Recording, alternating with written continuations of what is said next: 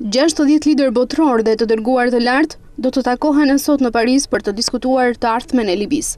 Takimi i grupit të kontaktit për Libin pritet të fokusohet në zhbllokimin e miliarda fondeve libiane që janë mbajtur jashtë vendit. Presidenti francez Nicolas Sarkozy dhe kryeministri britanik David Cameron do të udhëheqin konferencën në të cilën do të marrin pjesë edhe anëtarë të Këshillit Kombëtar të Tranzicionit. Kryengritësit thonë se kontrollojnë pjesën më të madhe të vendit edhe se u duhen rreth 5 miliard dollar për të ndërtuar një qeveri të qëndrueshme. Edhe Rusia e Kina kanë paralajmëruar se do të marrin pjesë në takim.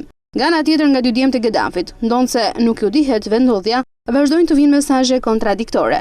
Saif al-Islam, përmes një audio mesazhi të transmetuar në një televizion sirian, paralajmëroi rebelët në Sirte, duke thënë se 20.000 njerëz të armatosur janë në qytet dhe të gatshëm për të luftuar. Ndërkaq, djali tjetër Sadi tha se ka kontaktuar Këshillin Kombëtar të Tranzicionit në përpjekje për të ndaluar gjakderdhjen. Sadi tha për televizionin Al Arabia se ka autorizimin e babait të tij.